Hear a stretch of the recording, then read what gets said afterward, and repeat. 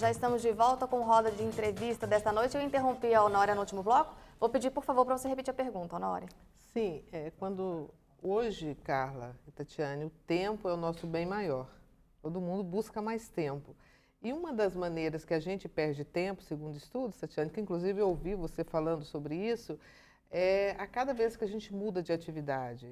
Você está trabalhando, escrevendo um e-mail, o telefone toca, ou você vai conversar com alguém, para você terminar, voltar para terminar aquela atividade que você estava fazendo anteriormente, é de 7 a 14 minutos, uma média de 10 minutos. Isso. A gente perde tempo, até que o cérebro volta a funcionar com todo o potencial novamente, é isso? Com certeza. Isso é um estudo da neurociência, onde mostra que o nosso cérebro ele precisa de aquecer, se concentrar mesmo.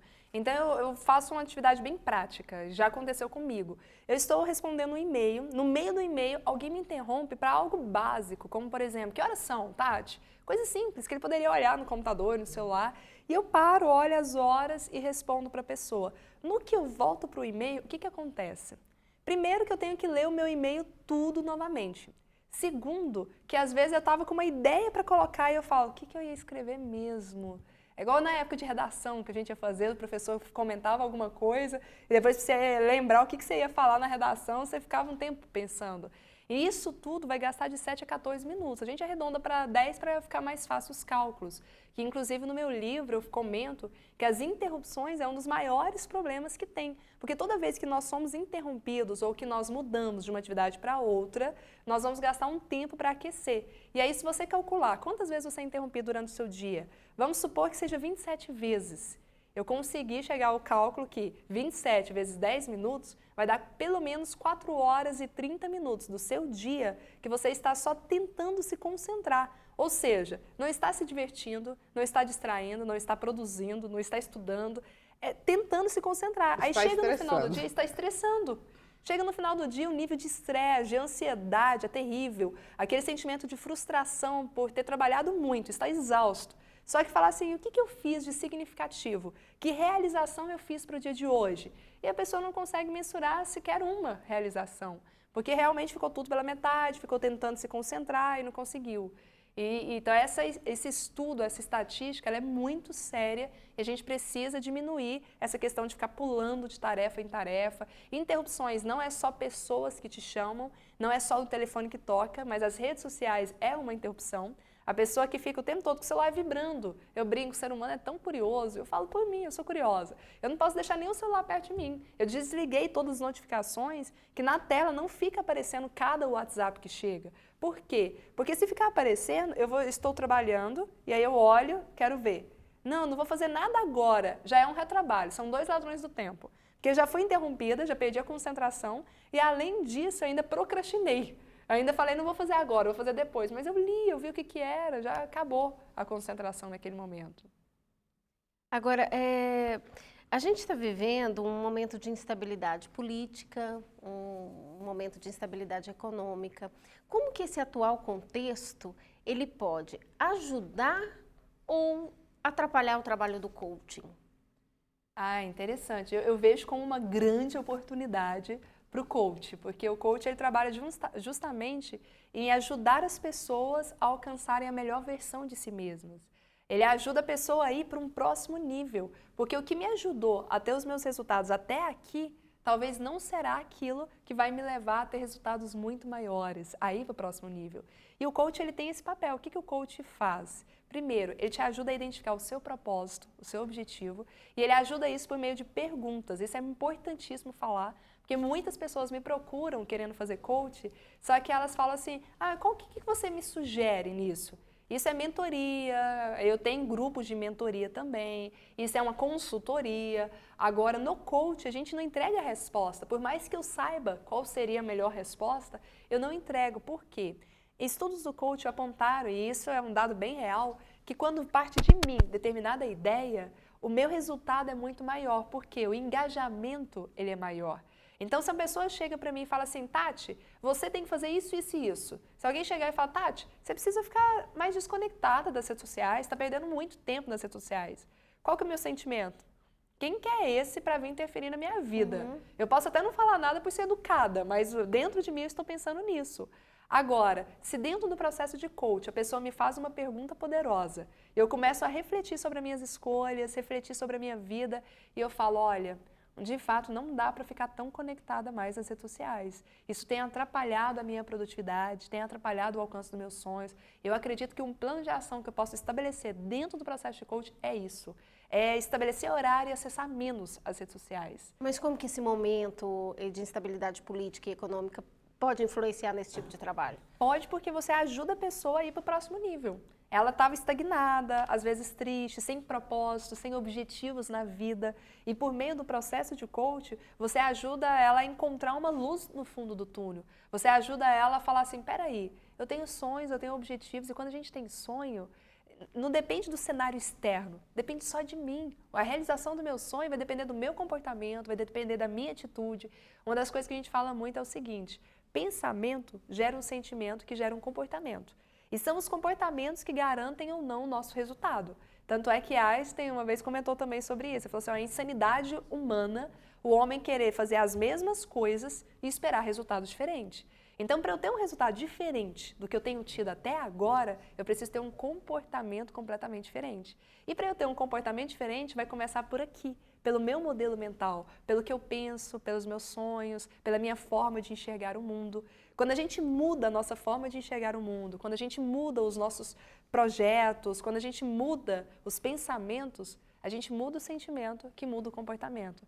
É muito nítido isso, por exemplo, com a autoestima. A gente sabe que ter autoestima ajuda as pessoas a alcançar mais resultado.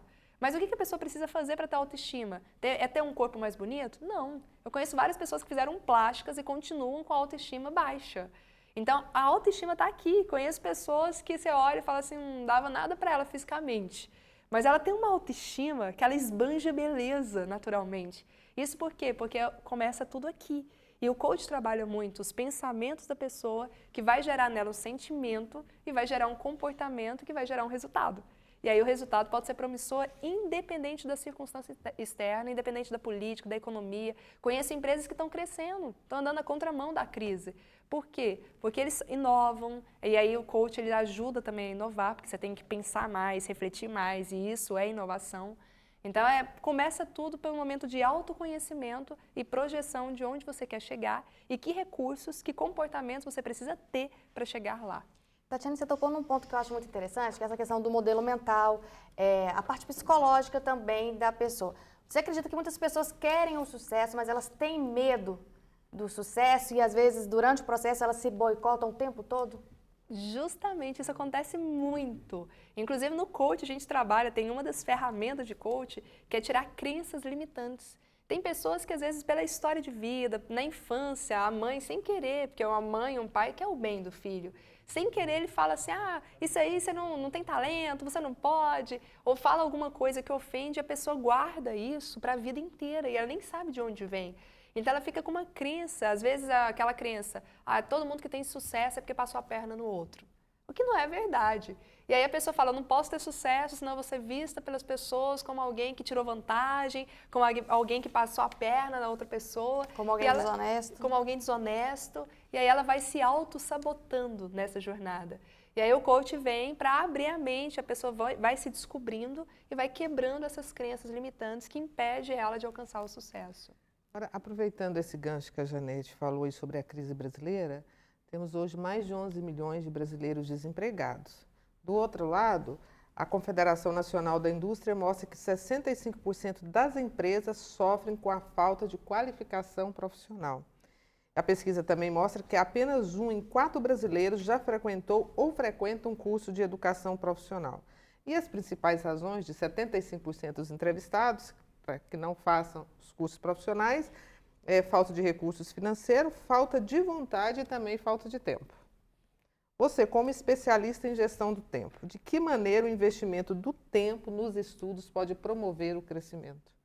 É muito interessante essa pesquisa, porque quando a pessoa fala que não vai fazer um curso por falta de tempo, eu vejo como uma autossabotagem. Ela está com medo do sucesso. Porque se ela quer sair de onde ela está para ter um avanço, gestão do tempo é o quê? É prioridade.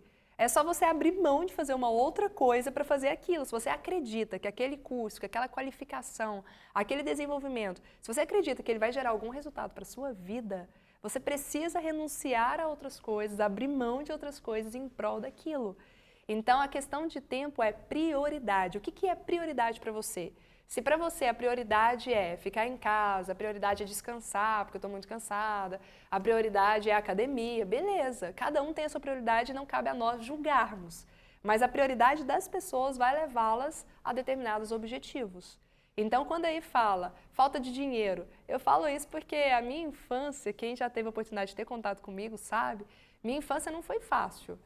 Chegou um momento que a gente passou fome, minha mãe ficou desempregada, não deu certo num casamento que ela teve, e a gente passou por muita necessidade a ponto de ter que vender muita coisa que tinha, ir a pé longas distâncias por não ter dinheiro para ônibus.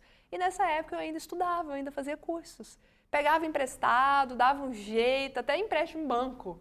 Eu já fiz para conseguir fazer meu MBA, por exemplo, para investir na educação. Justamente. Então, no meu caso, se fosse olhar e falar assim, nossa, a Tati tem tempo? Não. A Tati tem dinheiro para isso? Não. Mas ela tem muita vontade. Então, essa questão de falta de interesse, falta de vontade, para mim é a maior questão.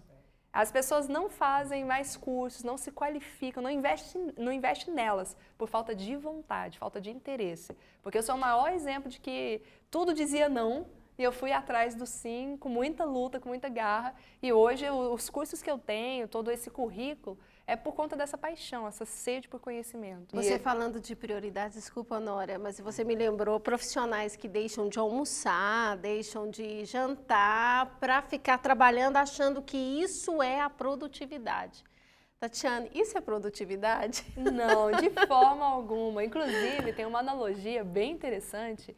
Essa analogia é de um homem que ele está com uma madeira, um toco de uma árvore, e ele está com uma serra, serrando. E ele gasta toda a energia dele, ele começa a suar e fica horas e horas serrando e não consegue ter resultado. Aí uma pessoa que está de fora chega e diz, peraí, eu estou te observando e parece que tem muito tempo que você está serrando isso aí, está suado, cansado. Ele falou, de fato eu estou muito cansado, eu estou muito suado. E ele falou assim, por que você não para afiar essa serra? Porque ela está cega, é por isso que você não está conseguindo resultado. E ele disse, eu não tenho tempo para isso.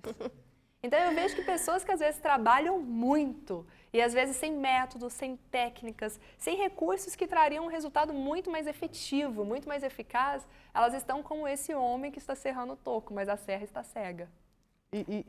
Cara, dá tempo de fazer mais uma pergunta? Eu vou deixar você perguntar daqui a pouquinho, interromper a Honória de novo, só cai na sua vez, mas depois do intervalo a gente continua o bate-papo. Fica com a gente.